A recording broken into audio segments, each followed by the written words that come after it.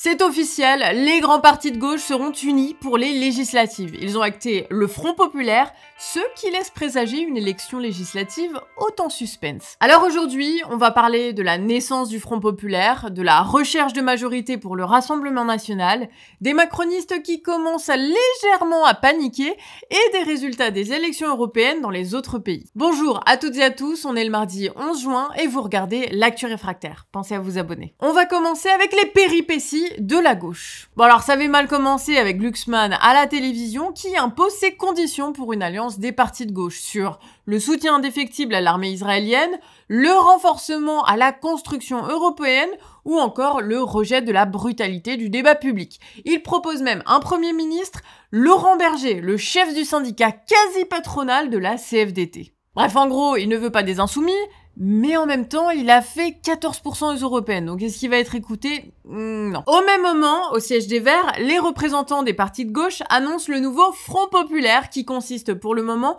en un accord électoral pour avoir des candidatures uniques de gauche dans chaque circonscription. Une tambouille électorale qui garantit aux différents partis un grand nombre de sièges de députés. Ils vont donc s'attribuer les différentes circonscriptions dans le secret des négociations. Bon alors si aux présidentielles et aux européennes ils refusent l'union, c'est qu'ils ont envie d'apparaître dans le débat public, montrer qu'ils existent, mais aux législatives, ils font alliance pour avoir des députés, d'autant plus que ceux qui étaient à la réunion du Front Populaire, c'est les mêmes députés qui sont menacés de chômage. Vous voyez, c'est ce qu'on appelle les alliances opportunistes, mais qui pourraient en effet bien empêcher Macron et Le Pen d'avoir la majorité parlementaire dans 3 semaines. Ce qui n'empêche pas de se rappeler de ces classiques.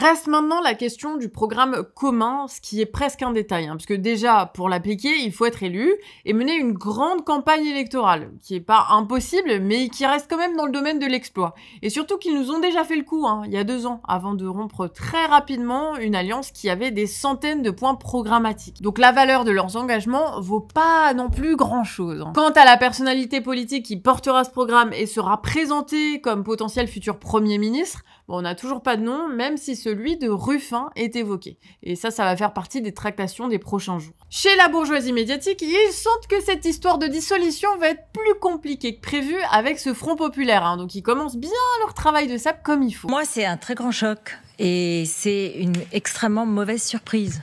Parce que malgré les dénégations de Bastien Lachaud, on pourrait faire pas une seule réflexion comme l'a fait François Calfon, mais une longue liste de dérapage antisémite de Jean-Luc Mélenchon et de certains de ses proches. Donc, c'est très choquant qu'un certain nombre de gens au Parti socialiste, chez les écologistes, chez les communistes, considèrent que ça n'est pas un problème. Voilà, et ça va être comme ça pendant un mois.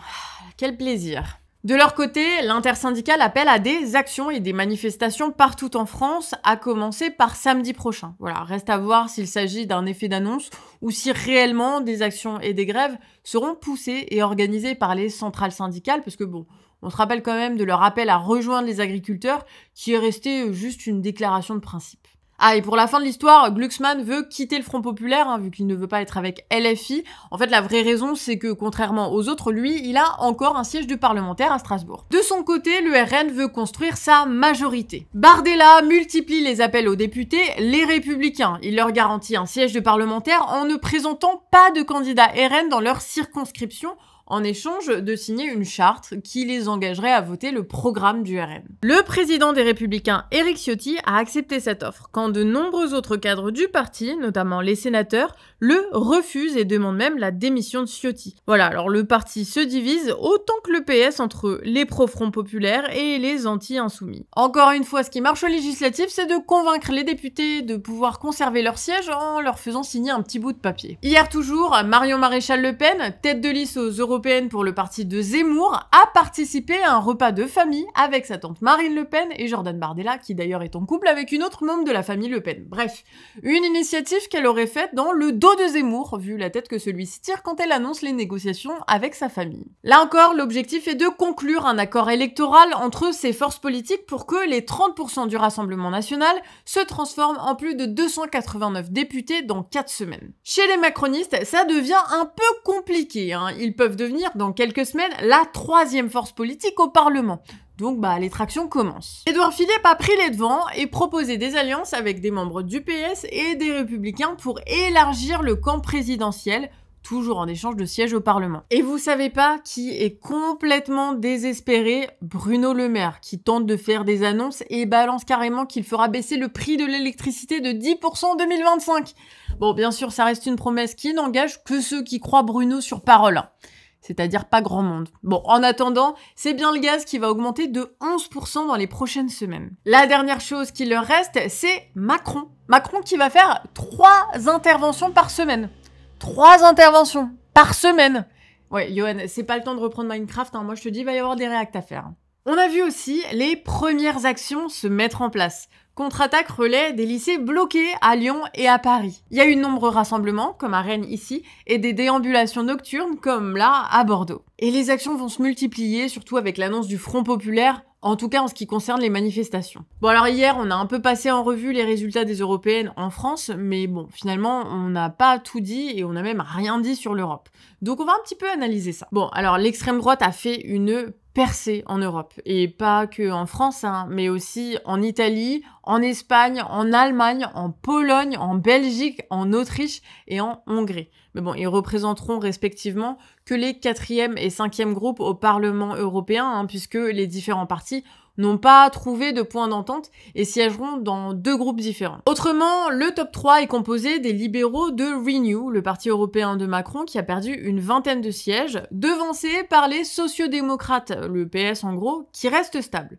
La force majoritaire reste les conservateurs du Parti populaire européen, auquel adhèrent les républicains. Mais cette nouvelle configuration pourrait complexifier la réélection d'Ursula von der Leyen à la tête de la Commission européenne. La coalition des libéraux, des sociodémocrates et des conservateurs, bien que majoritaire avec a priori 400 sièges sur 720, compte dans ses rangs des frondeurs à Ursula von der Leyen. Mais la présidente de la Commission européenne a déjà trouvé une solution. Depuis le début de la campagne, elle drague certains partis d'extrême droite qu'elle juge fréquentables. C'est notamment le cas du parti de Giorgia Meloni, la première ministre italienne, héritière de la tradition politique de Mussolini, c'est-à-dire du fascisme. Ce qui dénote donc d'une extrême droitisation du Parlement, hein, ce qui se ressentira dans les textes qui seront votés pendant 5 ans. Le Parlement s'était démarqué sur la dernière législature avec des textes très incomplets, mais qui faisaient des avancées sur l'écologie, sur les droits des femmes et des personnes LGBT, ce qui sera beaucoup plus compliqué avec ce nouvel équilibre. Bon, on voulait aussi revenir un petit peu sur les résultats, mais cette fois en Kanaki. Bon sans surprise, la participation a difficilement atteint les 13%, et là aussi, le clivage est net. Le sud et l'ouest, plutôt habités par des colons ou caldoches, sont allés timidement voter pour le RN et LREM. Tandis qu'au nord et à l'est, plutôt habités par des Kanaks, la participation oscille entre 0% à Kawa et 5% à Poindimier. Alors même si la dissolution vient de tomber, de facto, la réforme du corps électoral aussi. Ce qui retire une sacrée épine du pied du président, hein, parce que même si on en parle moins dans la presse, la crise en Kanaki est loin d'être finie. Et la dissolution ne plaît pas aux loyalistes, hein, qui sont pour le gouvernement, mais qui vont devoir remettre leur siège en jeu. Certains plaidoient d'ailleurs ces derniers jours pour le retrait de la réforme du corps électoral pour permettre la levée des barrages. Enfin, sur les législatives, il y a un aspect qu'on voulait aborder, c'est l'aspect technique. Parce que faire le choix d'une dissolution en ne laissant que 21 jours avant les élections, ça va poser énormément de problèmes, autant aux candidats qu'aux partis. Déjà, les partis qui souhaitent avoir un remboursement de frais de campagne doivent se faire connaître du ministère de l'Intérieur au plus tard, aujourd'hui à 18h. Voilà, donc en gros, c'est déjà passé. En plus, les candidats vont devoir déposer leur candidature à partir de demain et au plus tard dimanche soir.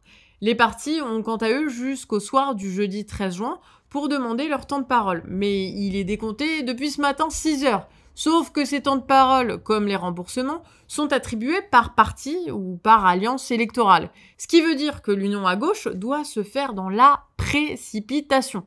Et enfin, les candidats vont devoir transmettre aux préfectures les bulletins de vote et les programmes imprimés le 21 juin au plus tard.